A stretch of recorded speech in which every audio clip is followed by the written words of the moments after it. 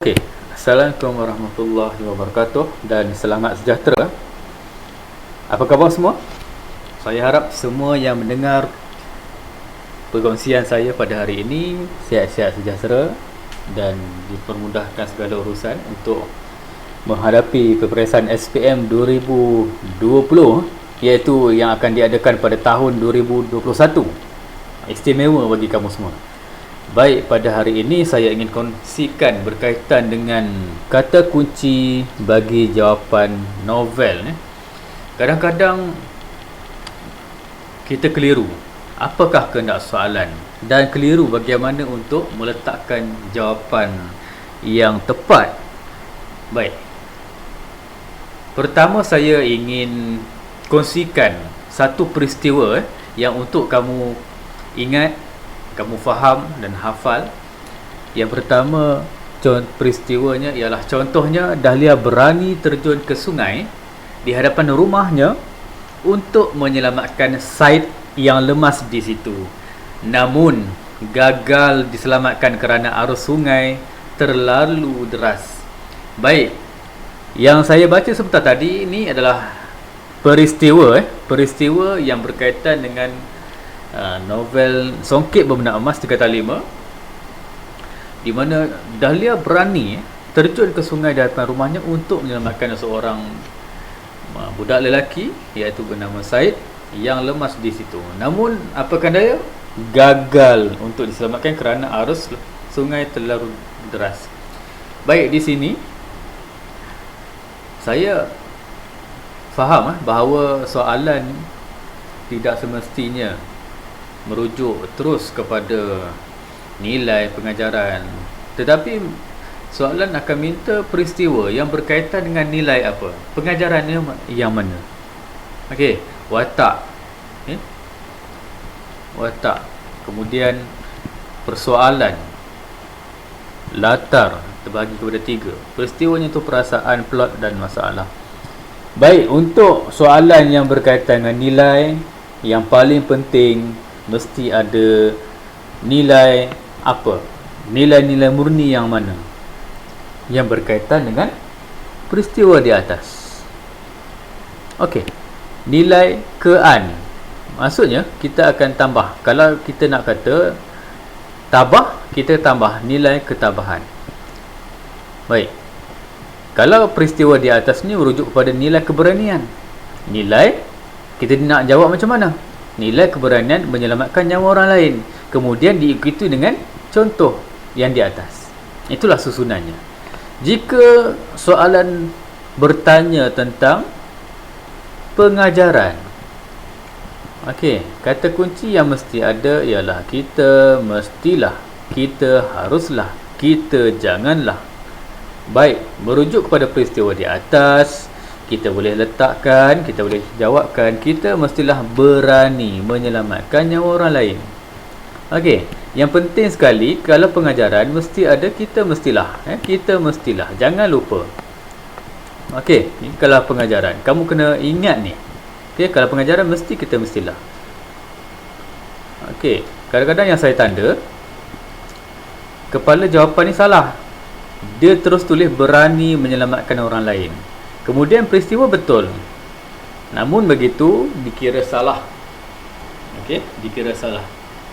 Baik, saya ulang balik. Yang pertama tadi pengajaran, pengajaran, nilai dan pengajaran. Okey, nilai mesti nilai ketabahan, nilai keberanian.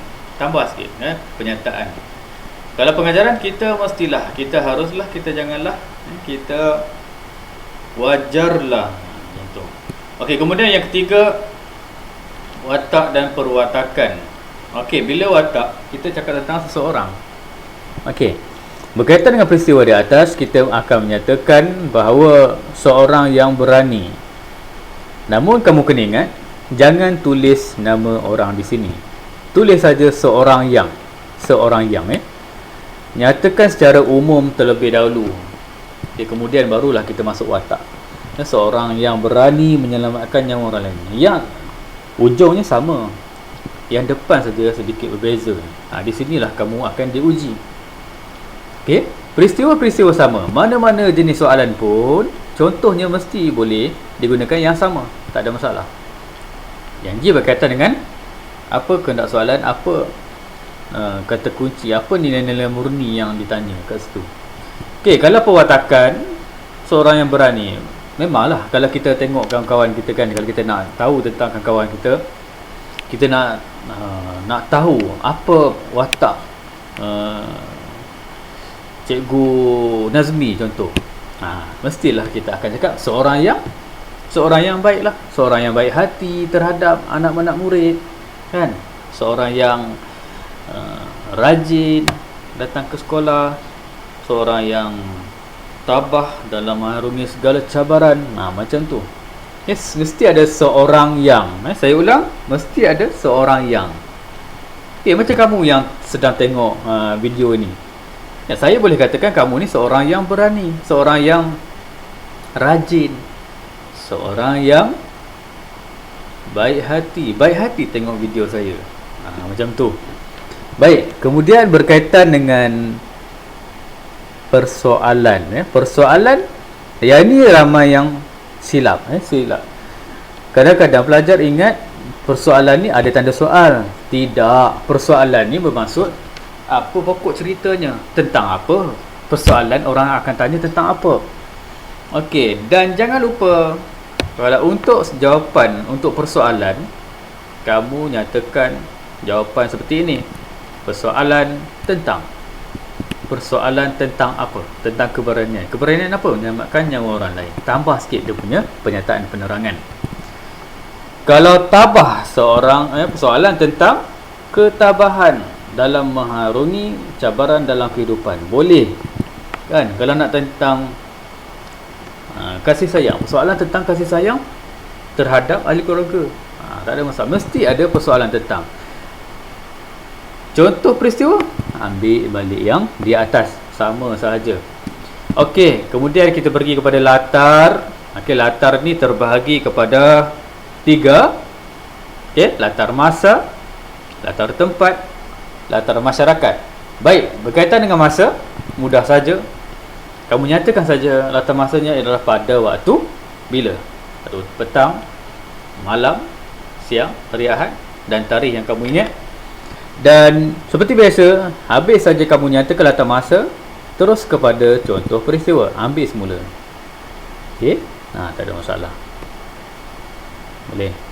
Okey, yang seterusnya, yang kedua, latar untuk yang kedua adalah latar tempat, di mana menunjukkan satu tempat berlakunya sesuatu kejadian. Okey, kamu akan tulis dulu latar tempatnya di mana. Kan? Di mana sungai hadapan rumah. Di mana lagi? Di Hospital Permai Johor Bahru. Apa contoh peristiwa? Sama saja di atas. Kita pecahkan, kita pergi ke yang sama. Begitu juga dengan latar masyarakat. Jangan lupa. Okey, yang ini pun diuji masyarakat yang, masyarakat yang. Nak menunjukkan masyarakat ni macam mana? Apa latar belakang masyarakat sebenarnya? Kan? Masyarakat yang ada dalam cerita tu.